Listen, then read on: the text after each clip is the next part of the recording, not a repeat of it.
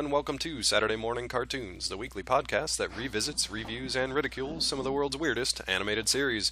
Coming to you from Hawk Haven, I'll be your host, Dave Trumbore. And joining me today, as always, you hear him giggling, he's partly metal, partly real, he's Sean Paul Ellis. How are you today, sir? David, I'm doing well. How about yourself? I'm doing fantastic. Joining us as well from the planet of the mimes, it's Matt Barron. What's up, buddy? Beep! Yeah, you won't be able to hear Matt this episode. He's miming everything, so it's going to be a little rough. The audio podcast. Mimes don't fucking make sounds. They don't make sense either, and I never want to visit an entire planet of them. And if you know where Planet of the Mimes is from, you know we're talking SilverHawks today. Yes, my friends, SilverHawks, the second installment from the Rankin Bass Productions. Second of 3 shows that we'll hopefully be talking about here. Before we get too much into it, I'm going to turn back over to Sean, and his real half is going to give you some history on this show. Take it away. Oh man. SilverHawks is an American animated television series. Again, as Dave mentioned, this is another Rankin Bass. This is the second of the 3 that's sort of in this Rankin Bass trilogy that they have that's going on. We've discussed Tiger Sharks, now SilverHawks, and shortly we will do Thundercats. This was distributed in 1986 by Lorimar Telepictures. 65 episodes. Yeah, buddy. This ran for pretty much one season again. I love the fact that these like 86 to 89 television shows went like 65 something episodes. I think this is pure concentrated insanity. It's great. This is such a fun discovery for me. I don't know. It's crazy. But I mean, like, this show went pretty much every day from September of 1986 to December 5th of 1986. And that was all 65 episodes. They just, like, if you were thinking about, like, binge watching back in the day, this was, like, the original binge watching was this space madness. So, fun note about this is that we are doing this in reverse order in terms of like when these things came out.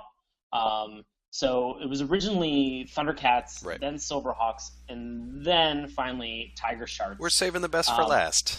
Maybe. Yeah, we really are. Sure, we planned it that way too, right? Yeah, yeah, right. Yeah. We thought this through. Yeah, totally. You guys, we're professionals.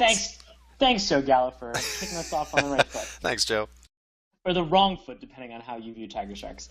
So because of the success of Thundercats, they just basically, Rankin Bass was like, how can we copy paste the success that we had on Thundercats? And they were like, well, we can do that in almost every aspect of the show, including a majority of the voice cast. So yes, if there are a lot of things that sound, I don't know, just like Lino or Mumra or anybody else that's in this show, you are 100% correct. They are the same exact voice actors. And they're not, at some points, really even trying to kind of hide or disguise the fact. I don't know. If you were to think about this, maybe this is the sort of the spiritual successor to Thundercats. It's maybe it's the aura or the essence of those Thundercats carried on as partly human, partly real, partly metal, partly, this series. That was the original description, by the way. Partly, It was too long. They had to really just cut it down. Yeah, had to shorten it up. So, in a very similar case that they did with Thundercats, SilverHawks, one is a comic book that was published by Marvel's imprint Star Comics, and currently Warner Brothers Pictures purchased the franchise in 1989. They own the rights to the series. In fact, there was actually a reboot of SilverHawks. Get out of here. Yeah, that was maybe a couple years ago. What? Yeah, dude. When was this? I don't remember this. What? I don't remember this. I'll do some quick searching. Do some dig it up. Yeah, bing it up. I don't think I said bing it up. Maybe in my... I'm a little under the weather here, folks, so if I sound a little funny, it's because I can't breathe through any orifice. So yeah, I might have said bing it up. While Sean's doing that, let's turn it over to Baron, who's going to let you know what this craziness was all about. So the bionic policeman Commander Stargazer, worst name ever, recruited the SilverHawks, who was a team of 4, They are heroes who, as Sean said, are partly metal and partly real, to fight the evil, I shit you not, Monstar, So good. an escaped alien mob boss who transforms into an enormous armor-plated creature with the aid of Limbo's Moonstar. Yeah, makes sense, right? Every single part of that makes sense. Yeah? Comes together flawlessly. Yeah, this is perfect. I think I left a couple things out of your show notes here. I love the fact that Monstar, while he is an alien mob boss, he's also a quintillionaire. Quintillionaire. Yep. Yeah. This takes place in like the 29th century, I think. Like It is. 28. It is. You are 100% correct. Woo. It is the 29th Points. century. A quintillion. And what's the exchange rate? Yeah, Because quintillionaire. if it's like quintillionaire in like pesos, not a I lot don't of know, money. man. We'll have to see what the 29th century brings along. Not sure. Not sure where we're going to be at by that point. Sean, did you find anything on that supposed Silverhawks reboot? I know there was No, a Thundercats one. There was. I confused it. I got okay. way too excited I about gotcha. something. I saw a fan art that was really well done. And Yeah, there's a lot of it out there. We will talk about some of that fan art later on in the show. Oh, will we? Oh Yeah, boy, we're gonna yeah, we're gonna make buddy. that a regular part of the show. I think just to see. Yeah, we'll get there. If we can, get there. if we can creep each other out with Rule 34. Man, we've known each other a long time. There's not a whole lot left for us to creep each other out with. You, dear listeners, on the other hand, might be a little bit more squeamish than we are. There's some interesting stuff. Some of it's partly metal. Some of it's partly real. Oof. Oof. Now, speaking of that, give me- So speaking of what that, you're saying is there's metal dicks. well, I wasn't going to say it, but there it is. Yeah, Bald that's face kinda how it dicks. Yep, there it is. Speaking of partly metal and partly real, this is an opportunity for us to turn it over to Sean once again. If you're ready, Oh, yeah. If you're ready, buddy, he's going to give us his Yeah, let's do own spin on the Silverhawks theme song. I don't know what's going to happen, but we're about to find out. All right. Let's do. I'd like to do a dramatic reading Oh, nice. of the Silverhawks theme song. Baron, may I have some assistance from you? And where there would be Silverhawks, can I get you to triumphantly chant Silverhawks? Yeah, he's Yeah, got I it. would begrudgingly. Totally got I it. will begrudgingly agree to You've been waiting your whole Okay. life for this moment. Yeah.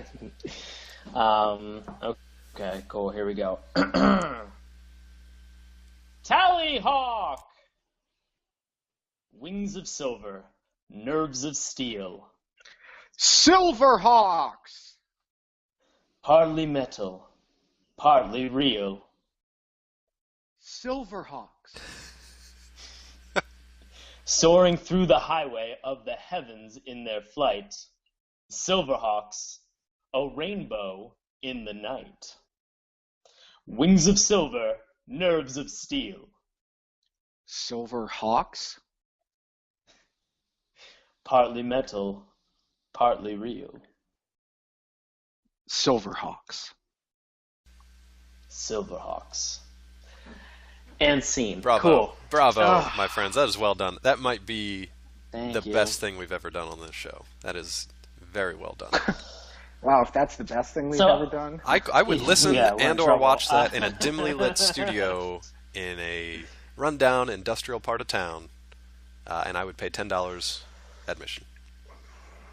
But lucky for you, this is free. So let's break down this theme song because it's full of craziness. It starts out Yeah, now. I was actually. Look, this I've thing. been thinking. I've been. Yeah. Well, Dave. Yeah. I've been trying to figure this out. Like, I like Silverhawks for me is like a great big oof. And like I've been sitting around for like the last hour Yeah. trying to figure out how I want us to like enter in and approach the Silverhawk Yeah, universe. I don't know. I have no idea. I think we got to Well, start let's- with this theme song. Yeah.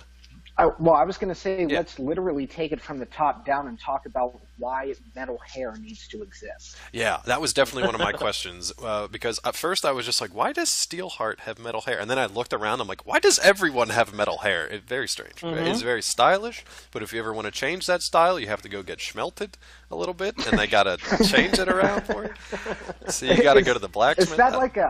Is that like a Long Island Jewish blacksmith? Yeah, it's like you can go to the deli and get your metal hair redone at the same time. You get a schmelt. It's a boy. 2-for-1. It's a good deal. Yes. It's a good deal. Man, so when I remember watching the show, I only remember bits and pieces of it, kind of like filtering through my memory. I definitely remember Monstar, who we'll talk about in a second. But I remember this theme song. It's been in my head all fucking day too, and it's been driving me crazy. But I always thought they said tally ho in the beginning, like you do for like a fox hunt. I did too. Yeah, I never knew it was the I name of heard that bird. as well. So it's tally hawk. For those who Right. thought the same as we did, that it was tally ho, it's tally hawk, and that is the name of the hawk character, the first one that you see on screen. And I will tease you with this right now. My favorite character on the show is Tallyhawk, and we will talk about him later on. And I will. It's really not as much of a tease as it is just like a flat out. It's just a fact and a statement, and I will stand by it for like life. here's the thing: if it's a tease, like I hope you kind of like maybe lifted up your shirt a little I bit. did. Are we not doing video Do you podcast this time, wait, guys? no, we are not. Oh, we're not. Ah, shit. I mean, Well. I'm watching, but I'm also in a creepy, poorly lit Post-industrial park area, part town? Yeah, paying exactly. $10,000 to watch this. Ooh, shit. 10,000. Yeah. Guys, So keep Making keep bank. going. Keep going. Well, that's how much you got to pay in the German Titty Hawk clubs. oh boy, there has to be some of those. Has to be some of those. Okay, so we got Tallyhawk to start with. Now, I will give you this next part, okay? Wings of silver, nerves of steel. That's kind of cool. I'll allow that. Okay? I think it's great. I think it's I think great. it's great. It's great stuff. Silver wings, that's cool. Nerves of steel. Okay, these are tough guys. They got silver wings. They're flying around. That's all we need to know. Baron did a great job with the dramatic reading of SilverHawks. I really felt the power, the emotion behind that. Fantastic. Now, here's where I have a problem. Partly metal, partly real. This is where I have a problem for a number of reasons. One, whoever came up with this was so enamored with this phrase that they use it non-fucking stop. It is in everything. It is in the exposition. Yeah. It's in the narration. It's in the actual dialogue. In multiple episodes. They're partly metal, partly There's a real. point where the narrator is, or somebody is just like, well, at this point in time in the 29th century, we can't send 100% humans up into space. What we can do is Yep. send someone who's partly metal and partly real. So here was Yeah. here was my question. Shoot. All right, like here was my like, do the people who are doing this procedure do they understand science? I don't Like, think so. In the 29th century, Super were they science. just like, yeah, super science. Like, were they just so? Like, have we gotten to the point where like we're encapsulating words so much that they were just like, oh yeah, like people are real. Anything else is metal. Anything else is metal. So, like, Fuck. you're either partly metal or you're partly real. Yeah. Like this makes total But sense. SilverHawks Like, were both, which is how you know they were cutting edge Oh. tech in 1986/2839, whatever it was. yeah. I don't understand why they So- had, so like we'll talk about the characters in a second, but like all of them, like we said, had metal hair. They had exposed like human faces, but they could just like swipe over their face like you swipe across the face of an iPhone, and it would just bring up their mask. And then for reasons that I don't think were ever really Yeah, explained. but they also had like half real, like their forearms. Exactly. were That's also... all they ever Yeah, had their that was forearms real, are- from like the fucking elbow down to their fingertips. It was from Yeah, what I and saw, that's why never I- explained. I saw that and I was like, okay, so we can replace all the internal organs and their incredibly complex procedures. Yep. Hands. Like metal hands is where we draw the line. Yeah, apparently. Yeah. You Dexterity can have in the one. 29th century. Yeah, you can have one, just not two, unless you're the No, Copper I mean, King. like- yeah. Here's the thing: is like, all right, so, I mean, I'm assuming, presumably, like the government entity at Sure. the time, like this interplanetary force Right. or whatever, that's like Intergalactic, on Earth. yeah. They were just like, look, we need to send something to combat Monstar and this problem of the mob Yeah. in deep space. Space mob, yeah. In limbo. Yep. All right. That's a So galaxy's they're like, name, by the way, not like a metaphysical state of being. That is Right. a galaxy named Limbo. Correct. Yes. Well, I mean, if you think about it, also, it's kind of both. I mean, It like, is. they're not really alive and they're not really dead. This is It's just actually sort of like this is the end of people. Lost. This was what the end of Lost was supposed to be. The island folk, whoever survives, they turn into Silverhawks. Silverhawks. Yeah, Jack is basically Quicksilver at this point. Wait, that's what happened? Oh yeah, 100%. Pretty much. Straight from Damon Lindelof. Yeah. Big Silverhawks fan. So Huge. so the big thing is like they were just like, so look, like we have to combat these problems in limbo. Yeah. This is serious fucking business, guys. Right. All right, like let's get on it. Like let's get pumped about making more of these like silver steel human monsters. Yep. Okay, let's do it. But I don't. But here's the thing. I don't want to pay a lot of money for it. Yeah, it's like, well, okay, boss, we can make 3 of them completely bionic. They're going to kick ass, 100% metal, not partly real at all. How's that sound? What do you think, guys? Great! That sounds great. That sounds great. However, great. but what about, yeah, what can we about, get one what about more? the other 2 that you're going to make? Yeah, can we get 1 or 2 more? We mined all these asteroids. We've only got so much silver floating around. How would you feel? 75, 76% metal. 24, 25%, like a forearm, maybe. You want a forearm? Nobody uses a forearm, right? Oh, like everybody. I mean, forearms are good. All right, sweet. Like, here's the thing. There it is. Here's the thing. Like, it's gonna be their real skin, right? Yes, exactly. Correct me if I'm wrong. No, you're right. Okay, cool. We can't do artificial No, skin. We can make that shit metal. Yeah. No artificial skin other than that. It's just like a bronzing process. They're just dipping them in They're bronze, just right? that's what it is. It's the Achilles heel. They're holding them by the They're taking- forearm and just dipping them to a vat of fucking molten silver and pulling them out. Done. It's the same process that like our parents used like with our baby shoes in the 80s. Yeah. Like is what they fucking used to make SilverHawks. Guys, this is how I was baptized. Dude, here's exactly the image I just got. Yeah. Like, Sean, your parents dipping your baby shoes into bronze and just going, SilverHawks, like under the breath, like really low. I mean, my mom did that, except then she threw it at me, and she was like, "Tally Hawk," and I was like, That's how we learn, Sean. That's how we "How learn. we learn." How we learn. Man. Here's the message: throw stuff at your kids. Yeah. That's how they become Moral good of the members story. society. Moral of the story. Um, We're only halfway through the intro right now. Here's By the way. Well, here's the thing. Yeah. So, like, it's gonna be their own skin, all right? Right. But like, they are also going to be in like deep space. Oh, yeah. Right? Yeah. Okay, so like, I'm sorry, I'm not a genius, but I have to at least think that like your human flesh in deep space where the temperature is like Not. crazy Yes. is null. Is null. Is null. Null and void. Right? Yeah. Is where they measure it in Kelvin. Right. Like, Because it's fucking like, cold. because it's fucking freezing. Like, I would think that like those parts of the body, like they're not getting any blood anymore. Nope. Right? All right. Like they did an X-ray in episode 1, and they're just like joints and like mechanisms like inside of their body. Like it's not like they were just like, oh, well, we put blood pumping through their. They replaced Steelheart's Place was heart. like, oh my god! So we need to talk about that because that. So like, but man. I mean, here's the thing: Yeah. is like, it's not like it's pumping blood in it, and the guy's like, "Are they gonna be all right?" And he's like, "Ah, yeah, they'll be fucking fine. Like, don't worry about it. Like, we're still way within budget." Like, some Yeah, asshole exactly. was updating like a column in a spreadsheet, and he was just like, mechanical heart. Yeah, all right, cool. This pivot table says. Can I tell you my favorite part of Tell that you what, though? we're still way under budget. General, can I re-chrome your bumper? Yeah, well, yeah, why not? Yeah, I got all this leftover forearm skin metal laying around. Notice I said forearm skin, kids. Don't get Yes. graphic.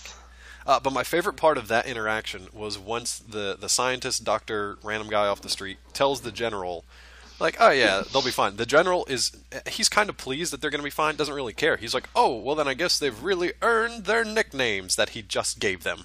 Yep. Because their nicknames were Steelheart and Steel Will. And he's like, oh, Yeah. well, now their nicknames are even more fitting. It's like, fuck you, you fat bastard. Just go back to wherever you came from. Anyway, I want to get through this intro theme song because I am particularly in love with the next couple of lines. Are we okay with that before we go on to the character? Yeah, let's do All this. right. Let's do this. Okay, so again, soaring through the highway of the heavens in their flight. That's majestic. It's beautiful. You can tell that these guys are on the side of good. That's fine. That's fine, right? I mean, here's the thing: Yeah. they're bringing up Roman Catholic ideals of heaven in this, and then they're referencing limbo before. I mean, I gotta think maybe there's some type of a tie. I gotta don't say, maybe they're fans of Michael Landon too, with the Highway to Heaven. Ooh, you are right. Yeah, there's You are right, literally 2 of the 12 or 20 people that listen to the show may have gotten that reference, but you are my best friends if you did. Okay, so that's good. That's cool. Now The next line is my favorite. Holy shit! Okay, I'll let you say it. You already said it once, but it's your favorite, so take it away. SilverHawks, a rainbow in the night. Now what the fuck is that? Like on the screen, they show the jet fly straight up, and a rainbow in space just follows behind it like their jet trail. Like their exhaust fumes are fucking rainbows.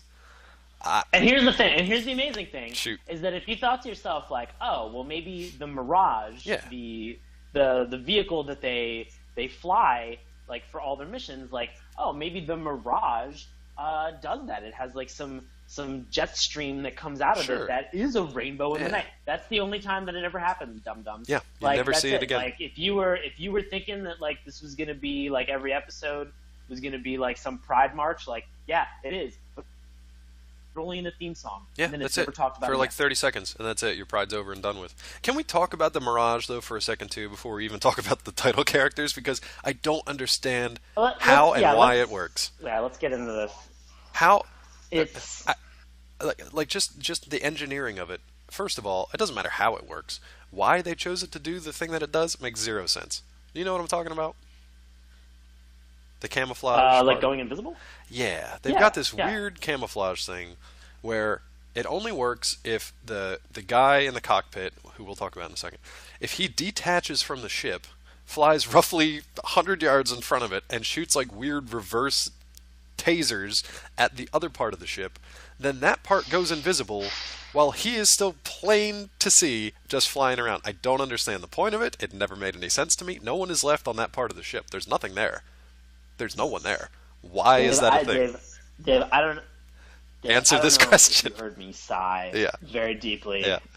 There's no answer. Baron, do you have an answer for this? Any possible reason for this thing to exist the way it does? Yeah. I just don't. I mean, the whole thing about the ship. All right, here's another thing about the ship that really confused the shit out of me is the fact that the little compartments that they're in. Yeah. They have little like handles in them. Yeah. And then when they shoot out of them, okay. Yeah. Like high school physics education time, because that's all I remember. Well, that's more than the writers of this show had. So. Yeah, exactly. When you come out of that ship, especially in space, you were probably traveling like literally thousands of miles an hour. You're fucking flying. Yeah. You are on moving. top of that, like, so, and then if you tried to slow down, which of course you couldn't do with your fucking silver wings in space where there is no air, when you did slow down, it would, like with those little like heel jets they have, it would take you years to get down to a usable speed. Oh shit, overshot that entire battle. I guess I'll swing around this planet and see you in a couple of weeks. Oh god damn it. The physics or lack thereof in the show is amazing. There's a ship that disappears, but no one's on it. And then how the fuck do they find it again? I don't know.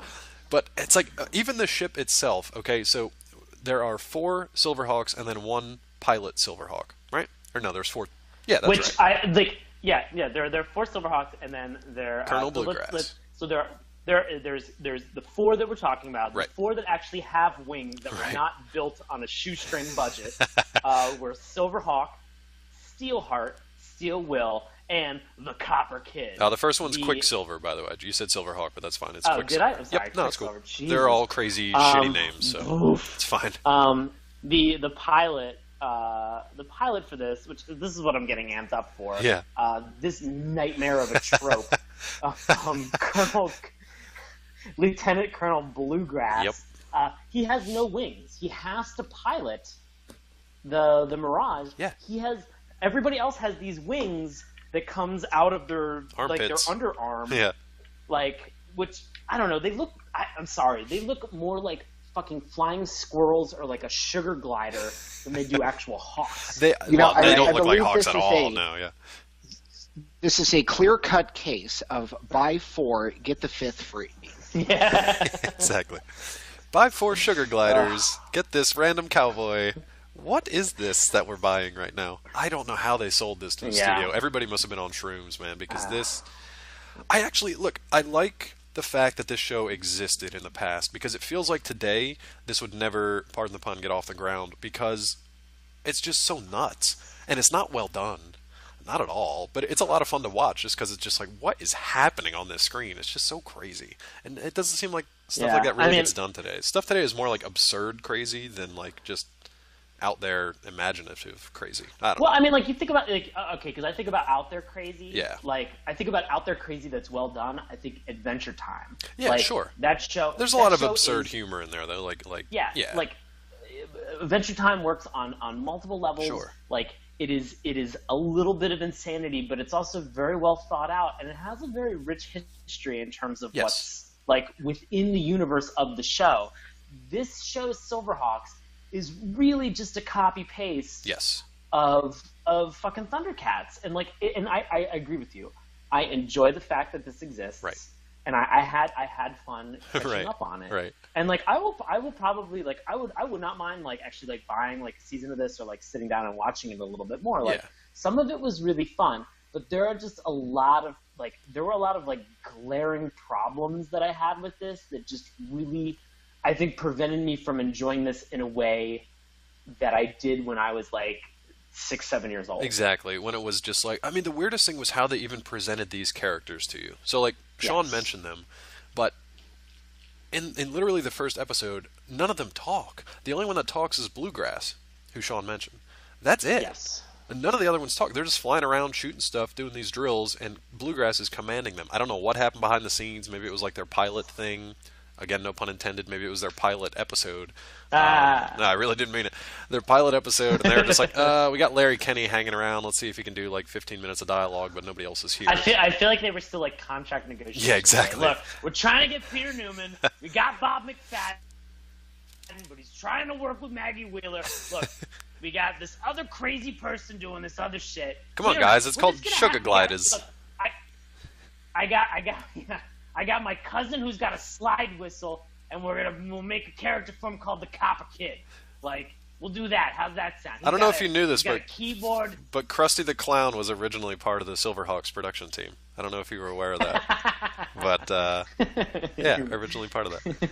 It would have helped. It would have helped. They have, okay, we need to talk about these characters. So we've got Colonel Bluegrass, all right? He Sure. still has a shitload of silver on his body. So he is still Yes. technically partly metal and partly real. He's just slightly more real and slightly less metal than the rest of the SilverHawks. He's got no wings, but he does have a sweet keytar that shoots, I don't know why, but it shoots like bars of music into space that apparently have either zero effect on things or a completely fucking devastating effect, depending on the time of day, I guess. I don't know.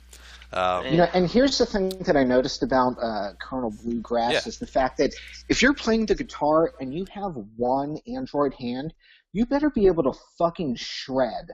And you know, like Bluegrass is not going to be the music for you. Yeah. It's going to be power metal Exactly. through and through. Just Yeah. industrial, just melt your face off. Fucking riffs. Night Ranger just like riffing the hell out of this crap, and like he just plays this like lame music, and you're like, oh boy. Yeah, he does. And he's sort of... Okay, so he pilots the Mirage. That's why we started talking about him.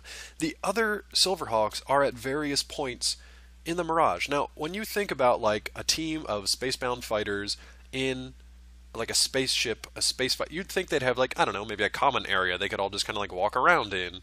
Like Star Trek, you know, they'd have all this living space and these crew quarters and the mess hall and all that stuff. No. Dave, it's called 10 forward. I don't know what that means. I don't know what that means. Explain it. Good word. Explain it.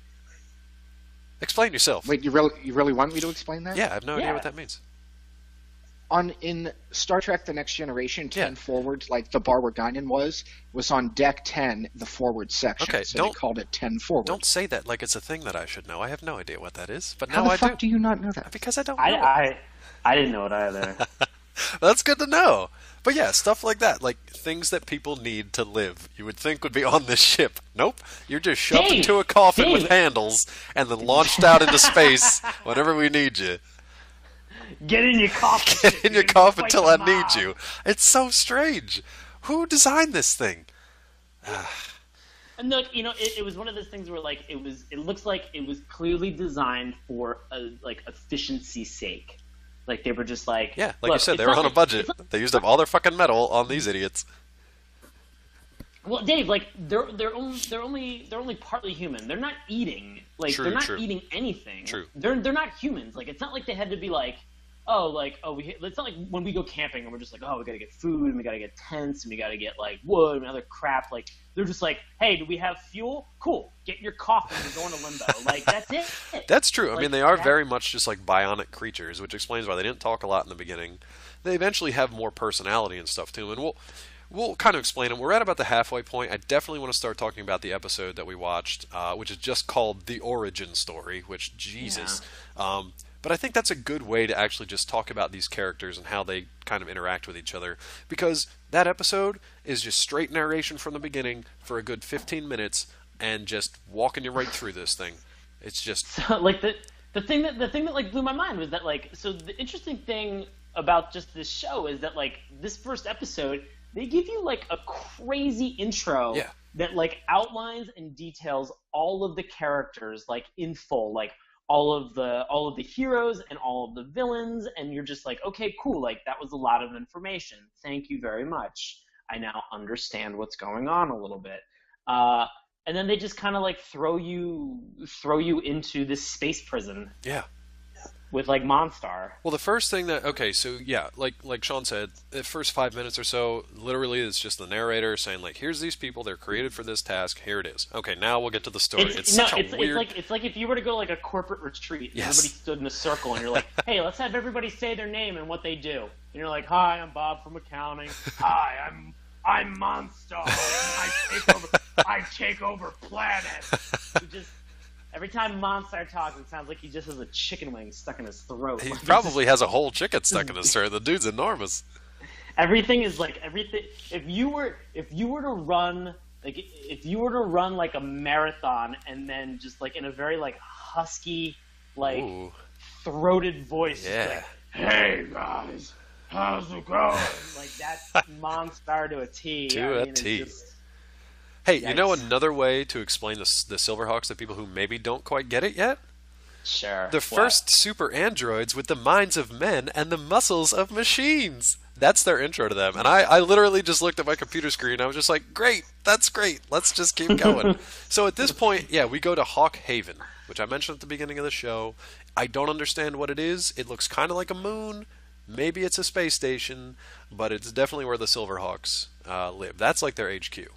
And there's just like this one lonely, bald, old model of a cyborg up there just hanging around with nobody to talk to. And that's Commander Stargazer, who I think kind of sad. I think his old friends call him Gaze, if I'm not mistaken. I'm not making that up. I'm not making that up. I'm pretty sure I read that in the notes somewhere that they just call him Gaze, which he probably doesn't like. All right. That's the 80s. It was a different world. Different world.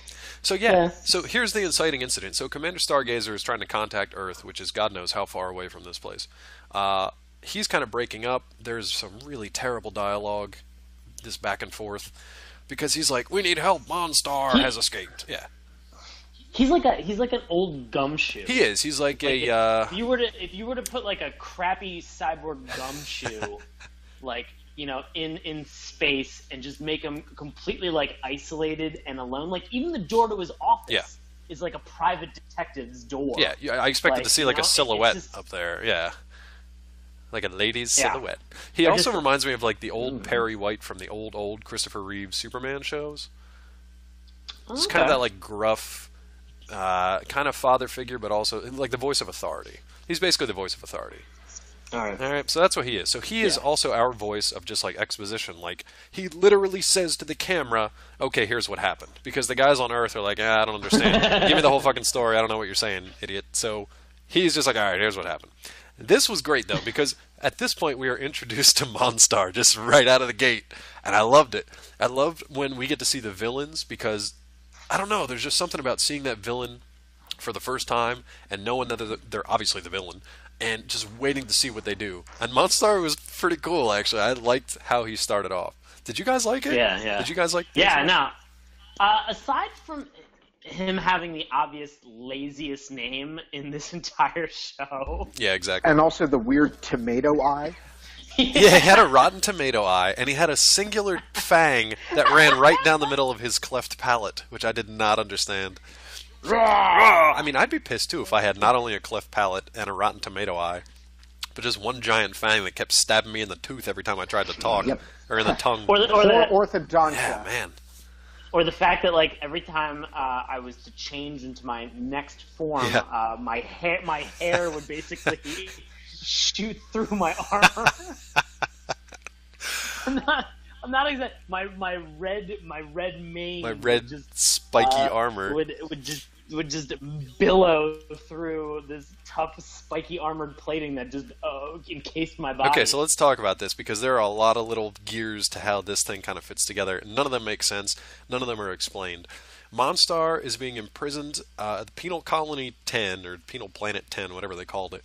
He's in this like deep dark prison, which for some reason they still give him like window shades, like he can still see outside into the depths of space, literally like a foot away from him. There's these two kind of like, one's robotic, one's kind of like reptilian looking guards that are in the process of trying to shut down all the windows, I swear to God, trying to close all the windows on this penal colony, because there is what's known as a moonstar burst outside. So the moonstar burst, we don't really know what it is. It's got some crazy power, but Monstar feeds off of that energy, and that allows him to do his Mum-Ra-like transformation. He's even got a little little speech that goes with it too, which is fun. Yeah, that's fun for him. So, long story short, he literally just punches his way through the window, which I loved. There's this metal shutter that comes out. I love that. Like it was a lot of fun to watch, but I'm sitting there watching this, and like obviously this guy, Monstar. We should mention this. It's spelled MON asterisk capital STAR.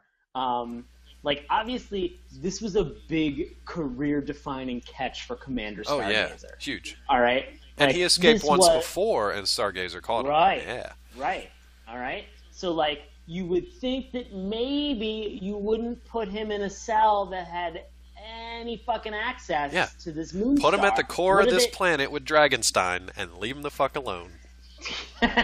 Throwback. Like, but what?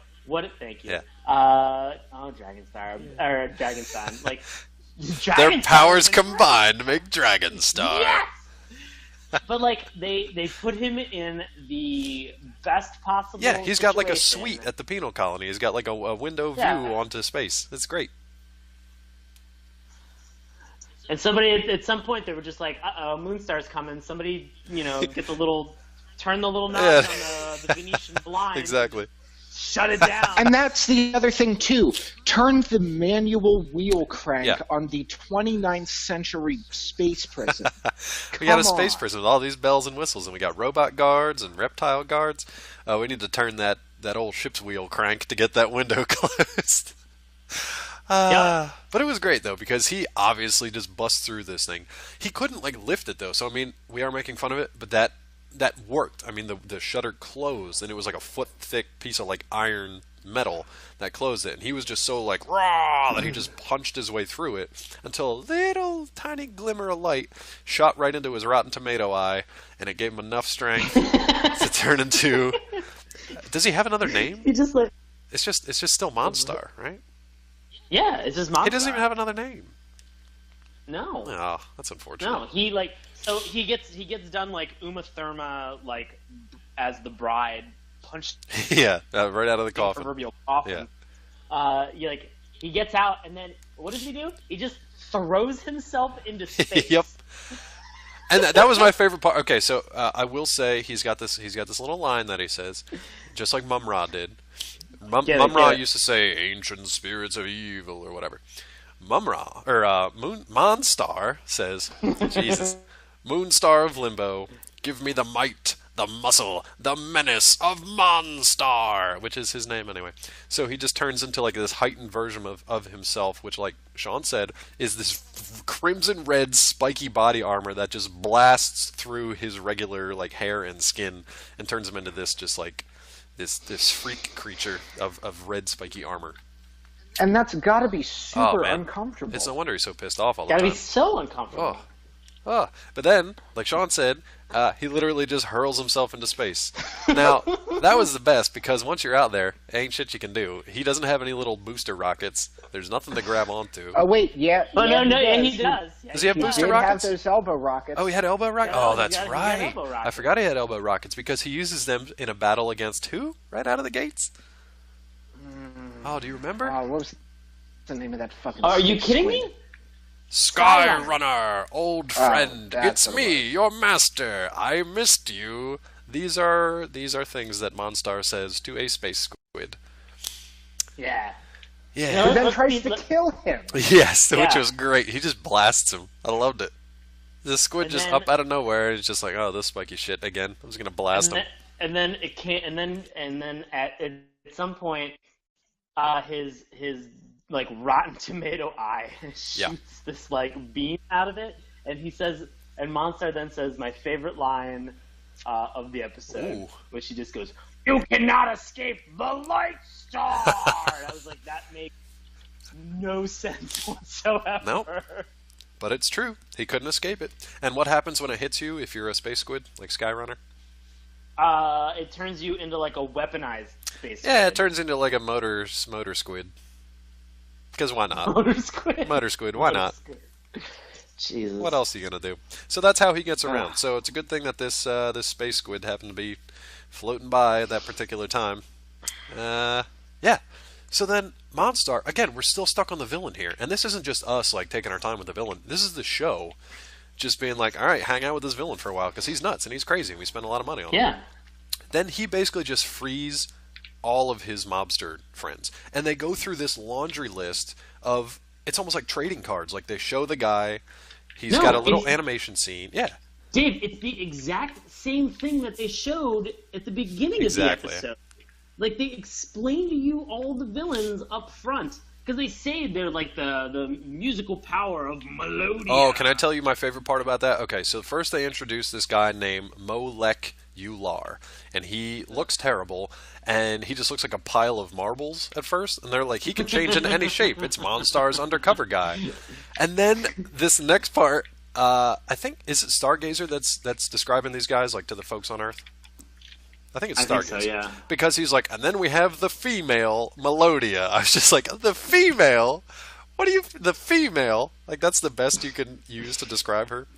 We go like, Yeah. oh, we got this token female over here. I just liked it. I thought that was hilarious. Melodia, terrible.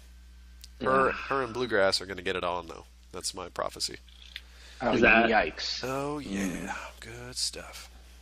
But he's just got, like, Now, this weird that assortment. is the Rule 34 that you saw, is what I'm... I didn't taken from your see that implication one. I there. didn't see that one. I saw mostly SilverHawks stuff. I didn't see a whole lot of villain stuff. I'll have to look deeper. I mean, that's really the only reason, like, Melodia and Bluegrass, like, have weapons that are, like, musical, and Yeah. that they really just put them in there just to have them Yeah, clash with that's it. like, with each other. So, like, it makes sense that, like, there'd be a little something going on. Oh, yeah. But nothing else about the show makes sense because the rest of this mob is just like, they were just coming up with ideas like, what's a cool character to make? Okay, we'll put him in space and he's part of the mob. Like this giant, like, metal bull creature called Mumbo Jumbo. Windhammer, who's like Yep. this crazy Nordic troll with a tuning fork. Like, Yeah. Shouldn't he have been Soundhammer? you'd think. Yeah. Hey, thanks for all that wind in space, you Oh, there's jackass. no You wind are in worthless. space, yeah. Eh. Hey, Well, hey. I mean, like, the tuning fork controls, like, it controls weather, but I'm like, you're in fucking space. Yeah, at least land on a planet first, you jackass. There's no real, like, there's no weather, like, patterns or systems. It's just in, like, deep space. So, like, when they have this battle in, like, the second episode, he's just, like, pulling lightning out of nothing. Yeah, so that Sean makes a great point, not necessarily just for the weather, but because they don't have a battle until the second episode. The first episode is all just exposition and introduction and people getting their teams together. That's all it is. The Silverhawks don't talk. They're down on space getting put together except for their arms. This is where we learn more about them. They're all wearing tracksuits for some reason before they're turned into metal, except for the cowboy who's dressed like a cowboy. And then the general walks into the lab and he just gives them these code names. And now's probably a good time to talk about all their different code names. So we talked about Quicksilver. Now, the interesting ones I think are the twins, who apparently have this like empathic link. It's the female is Steelheart and her brother Steel Will. I don't know why Steel Will is basically wearing a metal football uniform, but what are you gonna do? Doesn't matter. Yeah, it doesn't matter. None of this matters. I don't understand their outfits, their uniforms, they have like these tiny little triangular holes. You guys talk about that for a little bit, because they're like half laser blasters and half boosters, right? Wait, Yeah, where?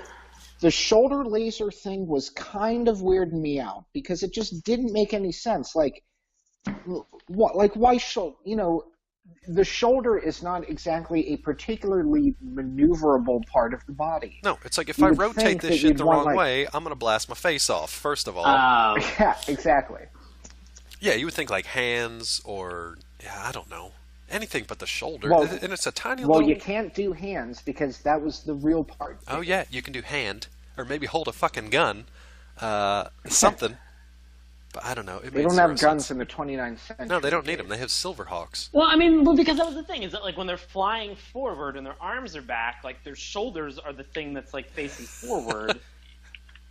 Yeah, but it's I don't still know it's just why- the I love- oddest. I It's the love- oddest little thing. I It's a don't- little I don't know why- triangle. It's like a piece of a Trivial Pursuit puzzle that like it's no bigger than that.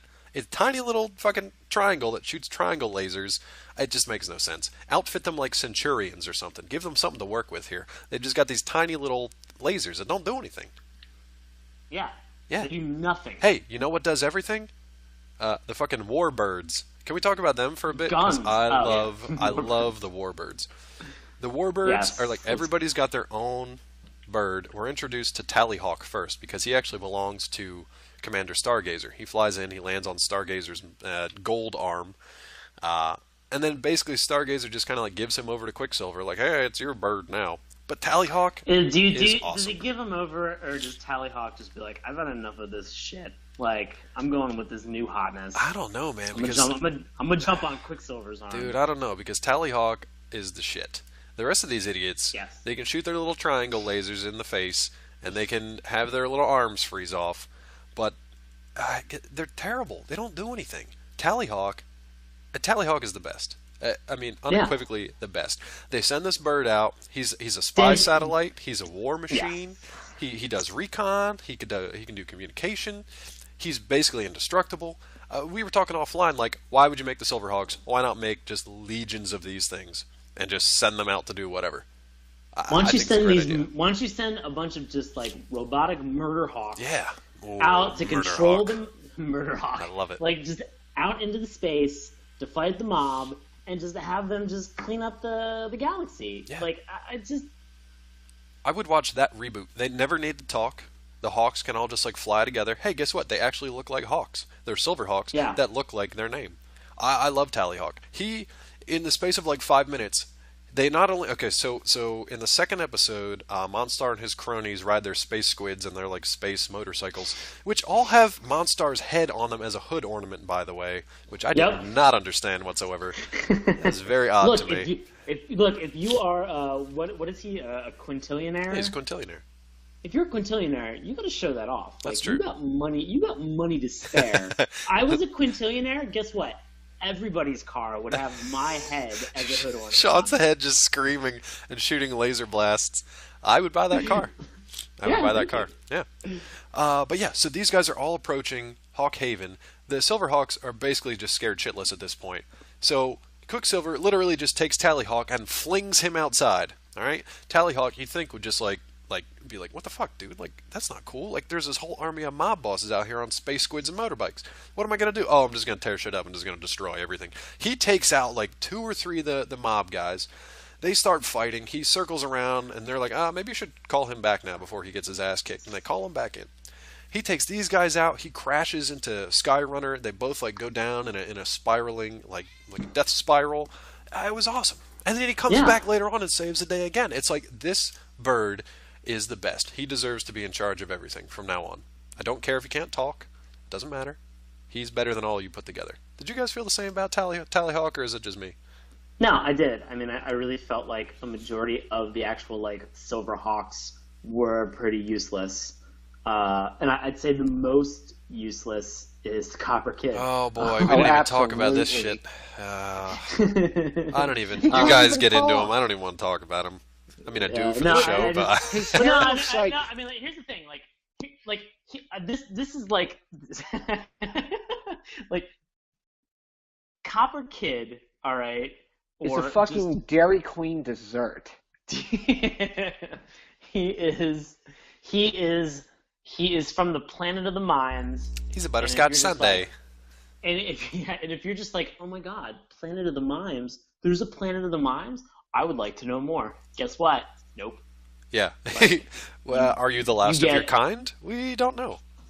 Yeah. Why are you like a full robot mime with these Silverhawks? Like, we didn't create you. We just kind of recruited you. Nope. Are you an orphan? Like, why are you hanging out with these fucking weirdos? Something's off here. Everybody else, every other Silverhawk has an actual human name. I don't think that the Copper Kid has a name. No, just Copper Kid. Copper Kid. They even say, he's not an Earthling. He's not a Terran. He's apparently some sort of mathematical genius. That's it. There's no, I don't know. There's no history. Now, hang on, because I've got to jump in on that mathematical genius bit there real quick. Because at the end of the first episode, yes. Bluegrass is quizzing him on the names of the planets in the solar system. Yep. And he was literally hand on the chin thinking about Mercury and Earth. So if he is a mathematical genius, all of his chips are on that bet.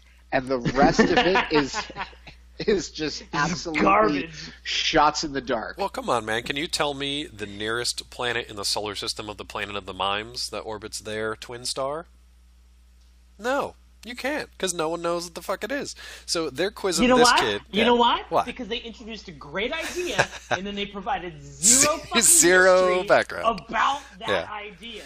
No, so he's kind of like, it's not even like a PSA, like Matt was talking about. It's like, Bluegrass teaches these lessons to the Copper Kid, but they're the laziest lessons ever. He's basically like, let's name 2 planets. Okay, I'm tired. That's enough for today. You got 6 points. The end. It's like, why even bother? Now, if he would have been Copper Kid, since you're a mathematical genius, if you want to go ahead and calculate, the orbit of the Earth around the sun and its eventual, descent into the sun, where will the Earth be in 4,500 years, and the Copper Kid just whips that shit out, I'm going to be impressed. Yeah, exactly. If he's struggling to get Mercury and Earth, I've got deep concerns about the structure of this team. Well, guess what? It gets worse in the second episode because Copper Kid is learning to fly, apparently. He can fly by himself just fine, like in space, but he can't fly a spaceship yet. So he's in this... He can't fly the Mirage. He can't fly the Mirage, right? Which no one should, because it's fucking worthless. Hey, Dave, I need to learn how to fly a coffin. Oh, great. I got just the thing for you to get behind the wheel of. I want to fly a coffin, but one that can camouflage itself and disappear for no reason. Do you have anything like that? A camo coffin. Yeah, you got a camo coffin? A lot of fun. Yeah. You have this year's model camo coffin? Jesus. I hope, guys, when I die, bury me in a camo coffin, please. However you figure that, I don't care. But Dave, how will we see it? I don't know, buddy. You'll never find me. And neither will the vampires, which is what I worry about. I just figure we're just going to launch you into the sun. Boy, launch this show into the sun. So we're coming up on about an hour. Do you guys have anything else from the show before we move on? Yeah, I have some questions. Shoot. What did they do with the other 95% of a human body that was a Silverhawk before they them into the Silverhawk body? Hey, have you ever seen Soylent Green? Oh, no. Just give that a watch. Completely unrelated to your question, but I figured just give it a watch. just plug another movie. Just plugging some Heston. Yeah. Hey, you guys ever watch Iron Man? Yeah, just give that a watch. Yeah, just give that a watch. Good. This would be like if Iron Man, if like Tony Stark built his suit and was just like, do I do 2 gauntlets? Nah, just the one is fine. I'll just leave this arm just dangling out in the breeze. It's fine. Yeah. I don't need the whole thing. That's gaudy, ostentatious. I don't know. So Dave, you think that those body parts are like scrapped and used for food? Oh yeah, they're totally ground up and just spiced. Yeah. Nice. Well spiced. Well seasoned. Matt, do you have any thoughts on what they do with the body? Well, I've got to tell you, the kind of frog-looking dude that launches the combat drone at the end of the first episode. Yeah.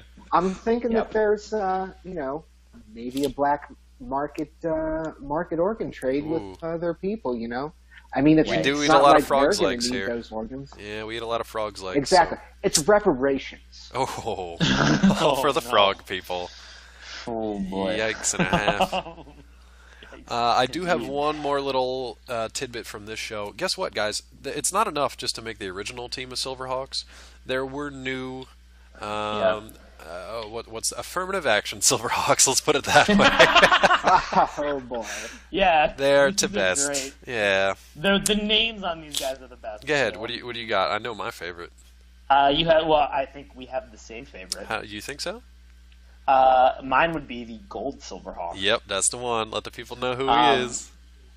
Because if you could not, this is the, like, here's the thing. Yeah. I'm about to explain this, Yep. and I feel white guilt in saying it. That's like, what happens. it is a I don't gold feel any white guilt. Yeah, you don't feel, Matt, you never feel You don't feel any kind of guilt. Amazing. Neutral You guilt. don't feel any Nothing. Neutral guilt. And that's why I sleep so easy. That's true. It's true. He does, like So- a babe. So jealous. They introduce a gold Silverhawk that is an African American. Oh yeah. Mid-season, so like in like 33, 34 Yeah, a era. month's worth of episodes.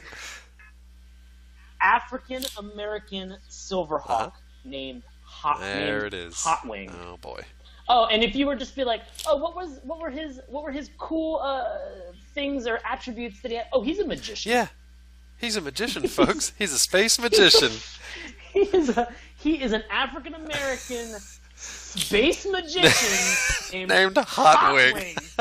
And he's gold, as if he wouldn't stand out from the Silverhawks enough. They're like, nope, you're gonna be gold. Can't be a Silverhawk.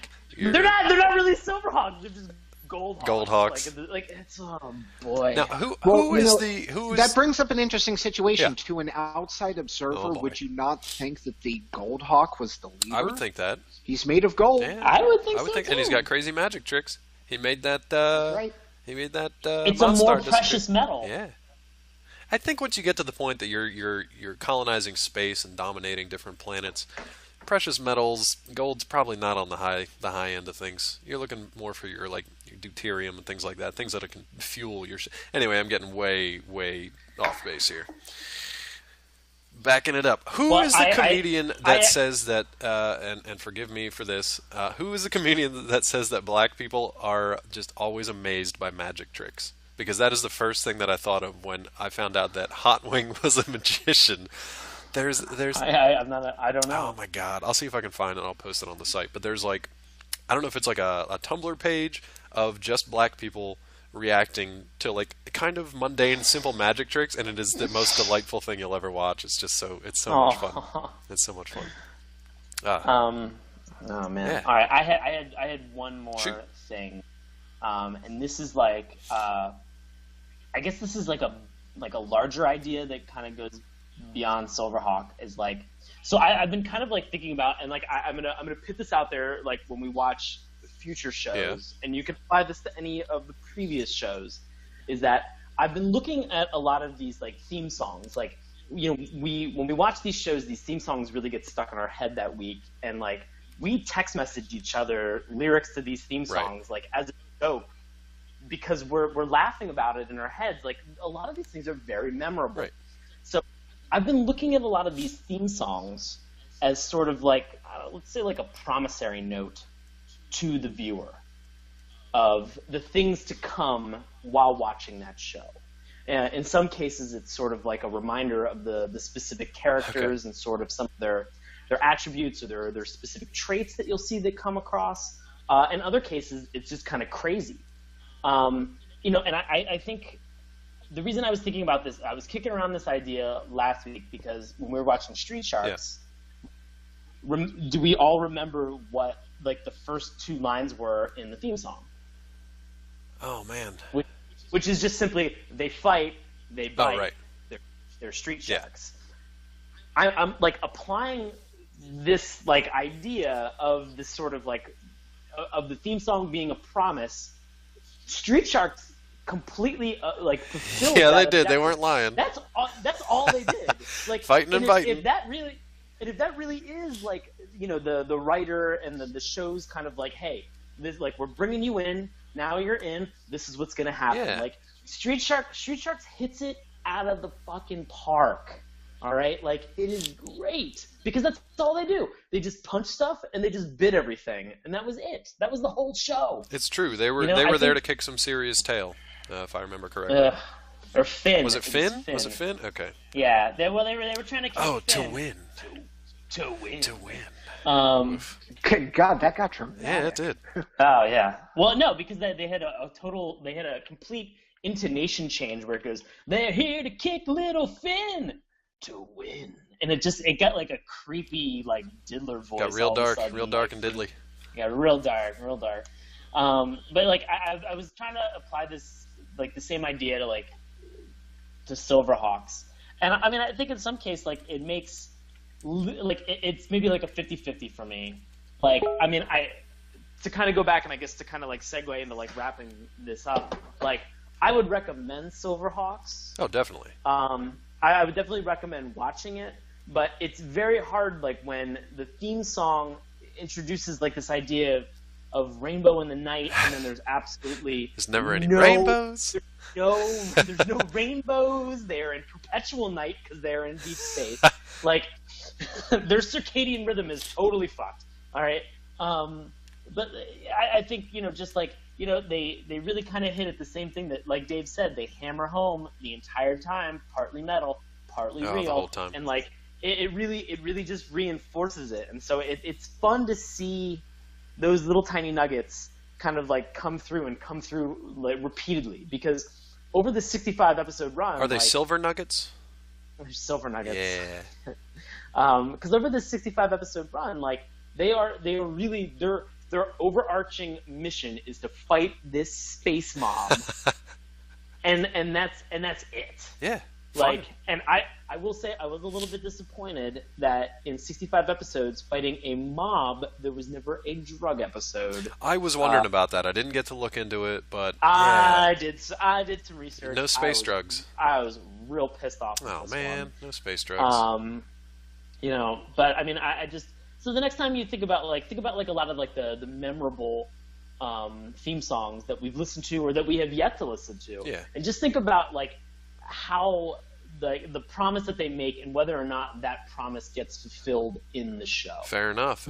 Because what I want to postulate is that the more time and the more energy that they put into the specifics of the theme song, the better the show, I believe, in my opinion, turns out. Interesting. We're going to have to keep an eye on that one because there are some... Ooh, I really would like to go back and revisit some of these now and see if that holds up. We'll see. You tell us your thoughts, dear listeners. Matt, do you recommend SilverHawks, second part of our Rankin Bass series? Yes. Begrudgingly. Sweet. and I'm 51% on this. It's so like it's 80s cheesy chic. Yeah.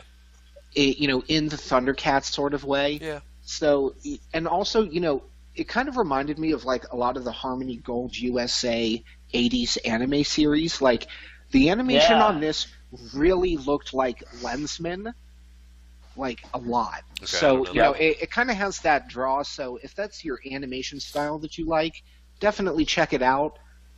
If you're looking for story here, you're going to be sorely disappointed. Yeah, there's not much. There's not even a lot of character, which is why I like Thundercats. Like, yeah, they were tropes, tried and true. And I mean, they were very just like two-dimensional, but you always knew what you were going to get. There was always like a lesson. These guys just kind of bumbled around and shot triangle lasers into nothing. Well, I think if we gave it more of a chance and watched more episodes, it would have been better. I think kind of like Rankin Bass kind of fell into that like problem with like the movie multiplicity, where like a copy of a copy of a copy just progressively gets worse. So like Tiger Sharks was the worst because it was like 2 copies down. You got to take the blades out of their razors, man. You got to. Yeah. Otherwise, they're gonna. They actually rode a dolphin. I don't know. I'm a big fan of multiplicity, so they're gonna eat a dolphin. Yeah. Never mind. We're gonna eat a dolphin. We're gonna pet a dolphin. It's one of those things where like this being the first copy of something that was a successful hit for Rankin Bass, you can kind of see, like Matt said, there are a lot of glaring problems with the show. It was basically like they cut their budget in thirds or just to ribbons. I don't know what they did, but I mean, good ideas. Like I said earlier in the show, I liked that this idea existed and that somebody gave it a chance and somehow produced 65 episodes of this. I would like to watch more of it, so I'm gonna say I'll recommend it as well, just to go out there and watch it. If you haven't at all, it's definitely worth a watch just to check out because it's partly metal and it's partly real. Yeah, you can also Rule 34 it, which we mentioned, if you want some real action. I got nothing. All right. Speaking of plugs, I'll turn it over to Sean. Oh, gross. That was good. Hey, I am gonna be doing some improv in the DC area, October 17th, 24th, and 31st. All shows are at 7:30. I'll be performing with a group called Nox. That's NOX exclamation point. We're doing a Halloween themed show for Washington Improv Theater. You can find and purchase tickets at WashingtonImprovTheater.com. Cool, and we will have all that information up on our show notes. Matt, do you have anything coming up in the next week or so? No. No, nothing for you.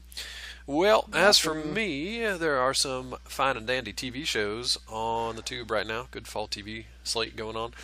You can check out some reviews of, Gotham, The Flash, Arrow, The Walking Dead, and upcoming Constantine shows over at Collider.com. I'll be reviewing each of those shows each and every week. So come check me out. It's Collider.com. Let's see what else we got going on today. I think we got some news. I might have teased this. We got some really big news. Yeah, we got some really big news. I teased this on Twitter earlier today for you people that followed along. Remember a little bit ago when we were really excited to be on iTunes? We got our podcast up on the Apple iTunes, available to all you iPhone listeners out there. Well, guess what, kids? There's more than one podcast pro in the game. We are now available on Stitcher. Stitcher. So that's cool stuff. Nice. We just got that, as of me signing on to talk to these guys about the podcast. We just got that approval, so I've got to look through it a little bit, but we will have our link up and live when the show goes live in our show notes. So if you got an Android phone and you don't like that Apple shenanigans, you can check us out on Stitcher. As for other places you can find us, you can start with SaturdayMorningCartoons.com. That's our homepage. Lots of cool stuff up there. Some retro cereal commercials, and we got our theme songs that Sean mentioned earlier.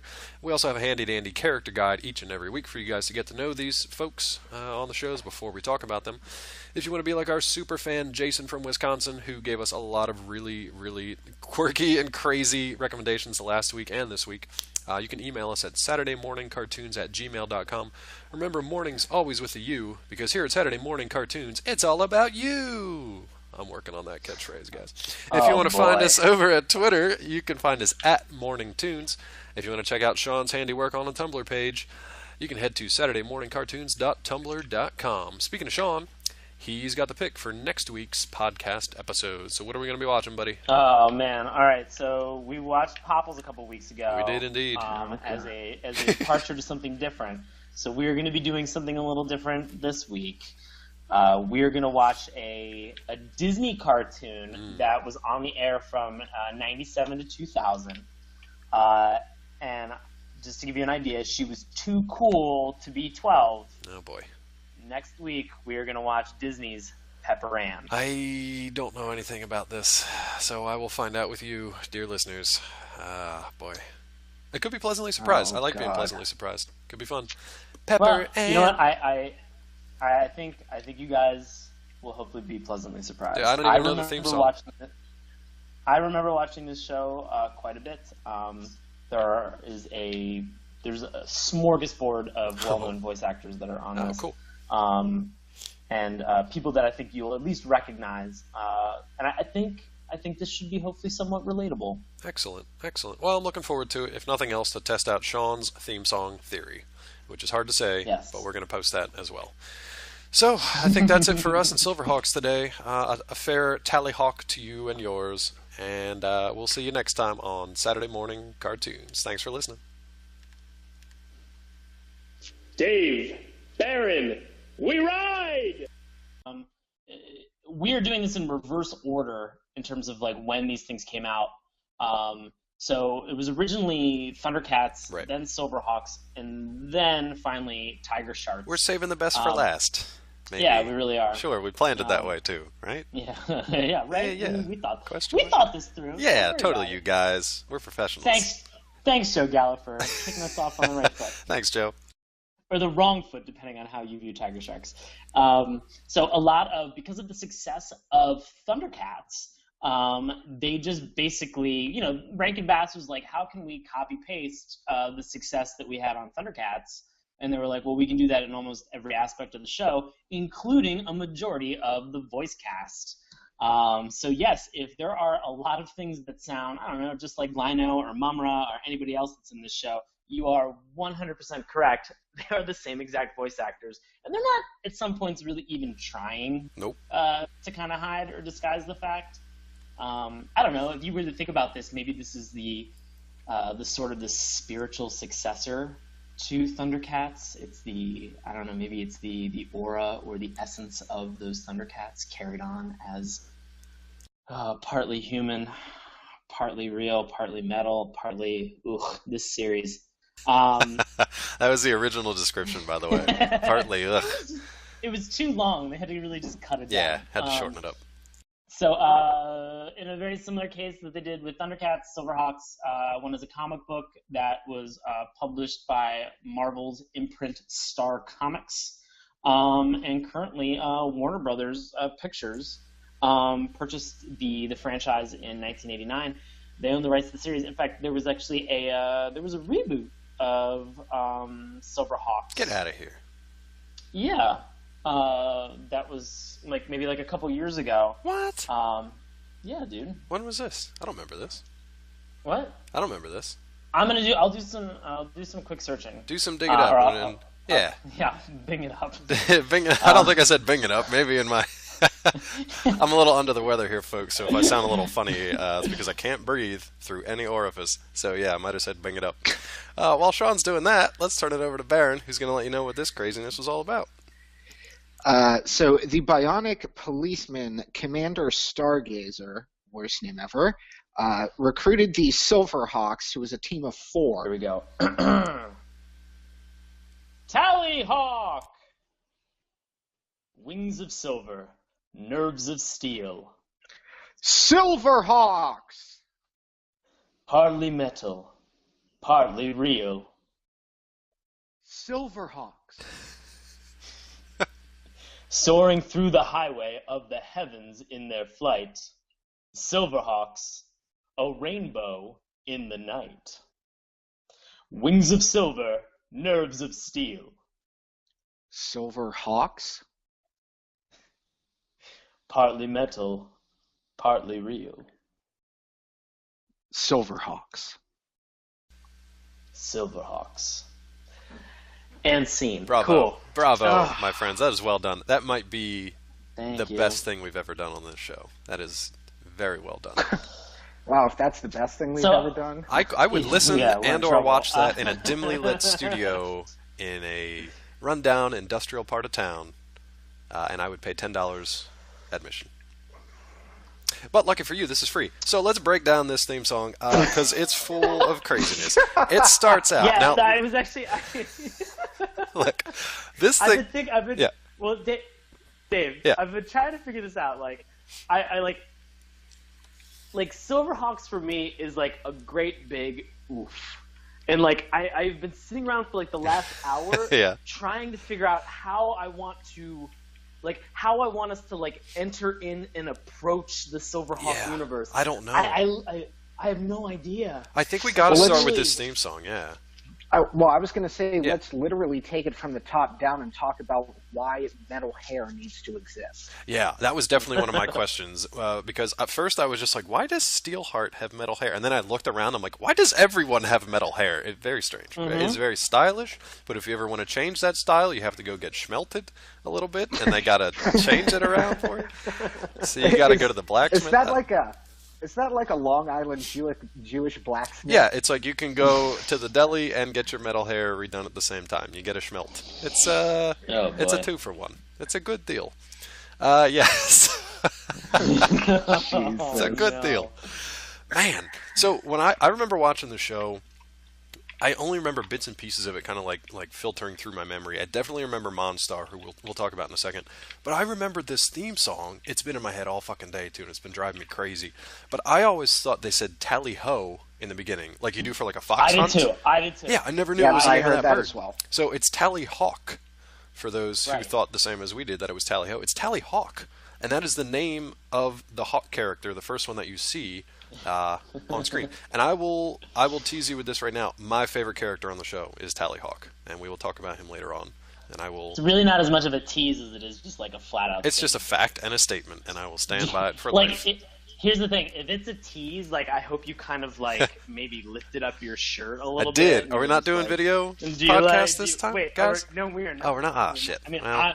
I'm watching, but I'm also in a creepy, poorly lit Post-industrial area, part of town? Yeah, paying exactly. $10,000 Ah, to watch this ooh, shit. 10,000. So, Yeah. Guys, so keep Making keep bank. Going, keep going. Well, that's how much you got to pay in the German Titty Hawk clubs. oh boy, there has to be some of those. Has to be some of those. Okay, so we got Tallyhawk to start with. Now, I will give you this next part, okay? Wings of silver, nerves of steel. That's kind of cool. I'll allow that. Okay? I think it's great. I think it's great. it's great. It's great stuff. Silver wings, that's cool. Nerves of steel. Okay, these are tough guys. They got silver wings. They're flying around. That's all we need to know. Baron did a great job with the dramatic reading of SilverHawks. I really felt the power, the emotion behind that. Fantastic. Now, here's where I have a problem. Partly metal, partly real. This is where I have a problem for a number of reasons. One, whoever came up with this was so enamored with this phrase that they use it non-fucking stop. It is in everything. It is in the exposition. Yeah. It's in the narration. It's in the actual dialogue. In multiple episodes. They're partly metal, partly There's a real. point where the narrator is, or somebody is just like, well, at this point in time in the 29th century, we can't send 100% humans up into space. What we can do is Yeah. send someone who's partly metal and partly real. So here was Yeah. here was my question. Shoot. All right, like here was my like, do the people who are doing this procedure do they understand science? I don't Like, think in so. the 29th century, Super were science. They just like, yeah, super science. Like, were they just so? Like, have we gotten to the point where like we're encapsulating words so much that they were just like, oh yeah, like people are real. Anything like, else is metal. Anything else is metal. So, like, Fuck. you're either partly metal or you're partly real. Yeah. Like this makes total.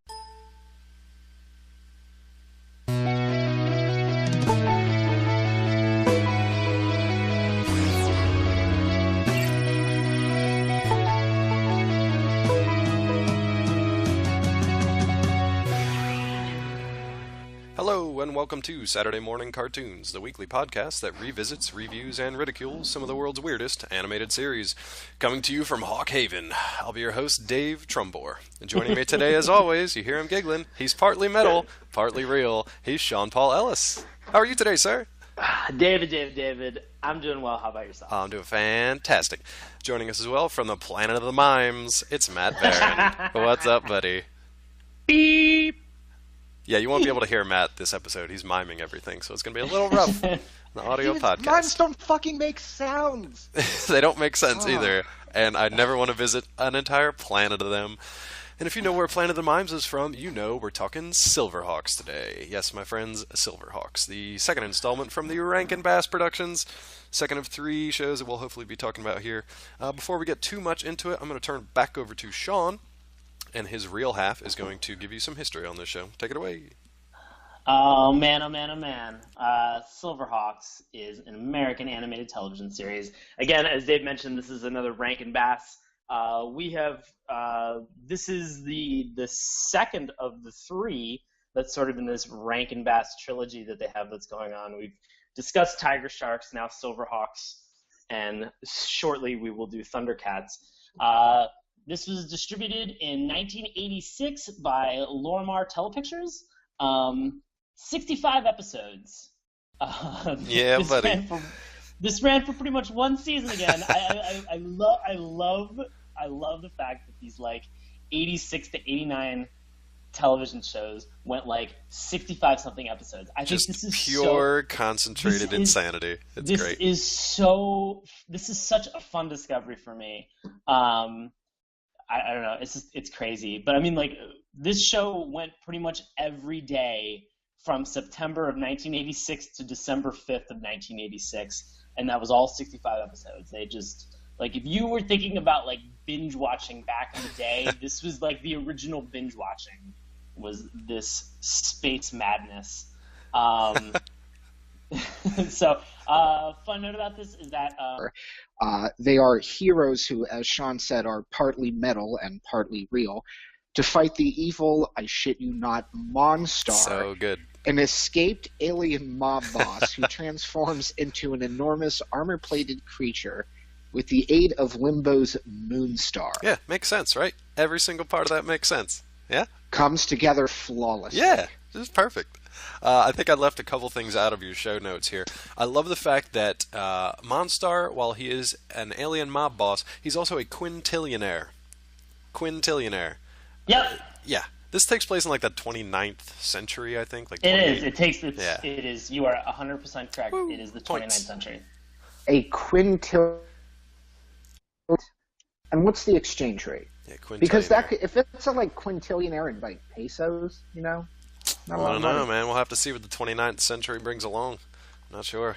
Not sure where we're going to be at by that point. Sean, did you find anything on that supposed SilverHawks reboot? I know there was No, a Thundercats one.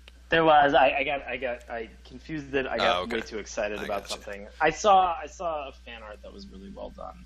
And Yeah, there's a lot of it out there. We will talk about some of that fan art later on in the show. Oh, will we? Oh Yeah, boy, we're gonna yeah, we're gonna make buddy. that a regular part of the show. I think just to see. Yeah, we'll get there.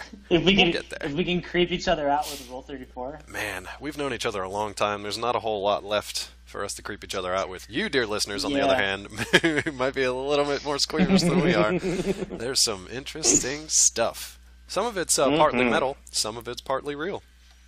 Oof. Oof. Now, speaking of that, give me- So speaking of what that, you're saying is there's metal dicks. well, I wasn't going to say it, but there it is. Yeah, Bald that's kinda face how it dicks. Yep, there it is.